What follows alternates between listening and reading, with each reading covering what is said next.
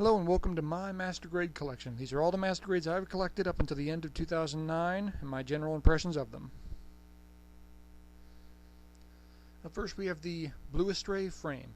Great weapons, great decals, tons of poses. Overall an excellent kit, my pick for 2009 Kit of the Year.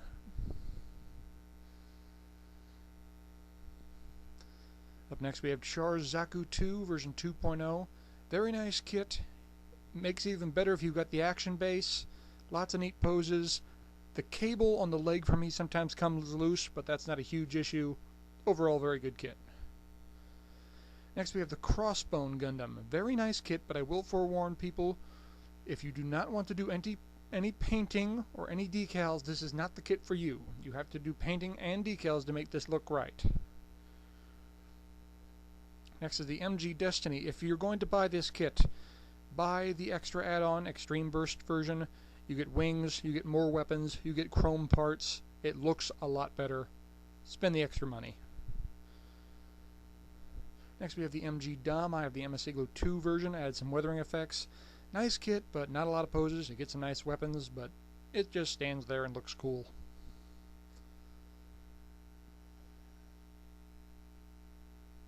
Up next I have the MG Exia. I have the extra add-on pack with a light-up GN drive and chrome parts.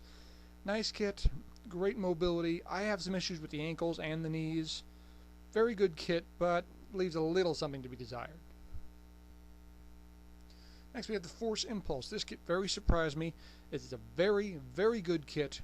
Very solid frame, tons of poses, great weapons. Overall a very, very good kit, underrated kit. Next I have the Freedom, a personal favorite of mine. Not a lot of poses with this kit. You can stand there, you can put it on its action base, it looks better. You're not going to get a lot of poses out of it, but I really like this kit. The decals are great, weapons are great.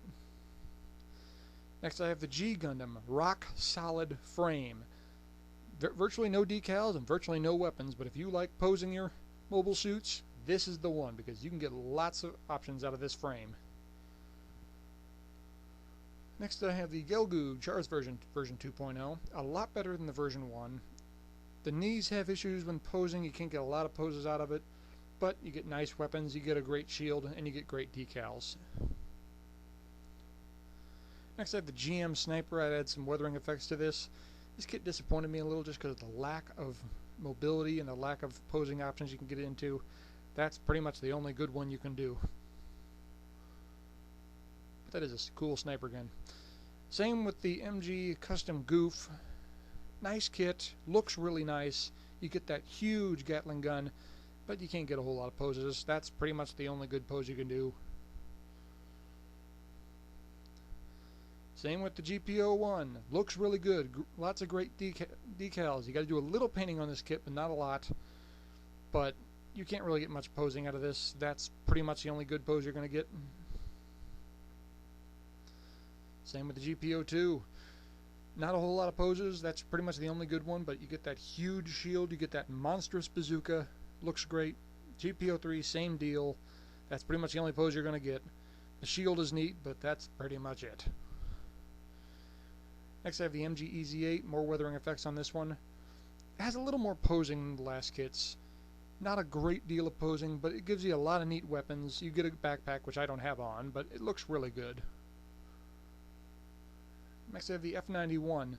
This requires a lot of detail in terms of decals and in terms of painting if you want it to look nice. Comes with its own action base. Looks really good and you get a lot of neat weapons. Next I have the MG NT1. Not a lot of poses with this one, but you get a lot of accessories. You get the shield, you get the gun, you get the beam sabers, you get the armor, you get the machine guns under the arms. And I think all those extra stuff makes up for the lack of posability. Next I have the MG High Nu. My action base broke and I have issues with the knees on this kit, but it's a nice kit. I think it's personally overrated. Overall very good kit, but not as good as some people say. Next is the Hyakushiki. I personally like the gold-plated version. There's two other versions out there. The gold-plated version is a very nice kit, especially for beginners in the MG line. It's not too complex, and it looks really nice, but it is tough to keep clean. Next I have one of my personal favorites, the Infinite Justice. Very nice kit. A lot of people complain about this kit because it's a little overkill with the beam sabers. I like it for that reason. One side word, a lot of decals, and you absolutely positively have to have an action base for this kit. Next is the MG Camphor. I repainted this kit from scratch. The original color was kind of a ugly blue-green. I completely redid it in this color. Not a lot of poses, lots and lots of weapons, but you're probably going to have to do some painting on this one. Master Gundam, same as the God. Rock solid frame. Not a lot of weapons. You get the rocket punch you see there. Very good kit in terms of posability. Rock solid frame, virtually no decals. Next I have two MG Mark IIs, version 2.0s. I've got the Titans HD version and the AUG version. Very good kits, lots of posability. Anytime you see a 2.0 kit, you're going to get a whole lot of poses out of it, and this is no exception. Next is the MG Kubilay. This is fun for builders who have built a lot of Gundams before. Kubilay is so different, it sets you off into something completely new. No decals really, you can add if you want, but very nice kit, especially for the veterans. Next I have the MG RX-78-2 version 2.0. Tons of weapons, a little bit of decals, and more poses than you can shake a stick at. I still haven't figured out all the poses you can put this thing into.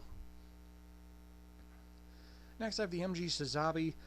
Very, very big kit, very nice kit, but you can't get a lot of poses out of it. It doesn't like to hold the gun right. The shield can't really move, it's so huge. It kind of stands there and looks cool, and that's about it. Next is the Sinanju. This is for expert builders only. It is very complex, it is very difficult, more decals and more stickers than you can believe. It almost drove me insane building this kit, but overall, very good kit. Strike Freedom. I got the extra add-on option for this kit as well. This kit disappointed me because it has two different shades of gold. It has the metallic gold and the off-color gold. Why they didn't do completely metallic, I have no idea. There's also issues with the wings and knees. Strike Gundam. Very good kit. Lots of poses. This is part of the reason they bastardized this kit into a billion different throw-offs. Speaking of throw-offs, I have the Strike Noir.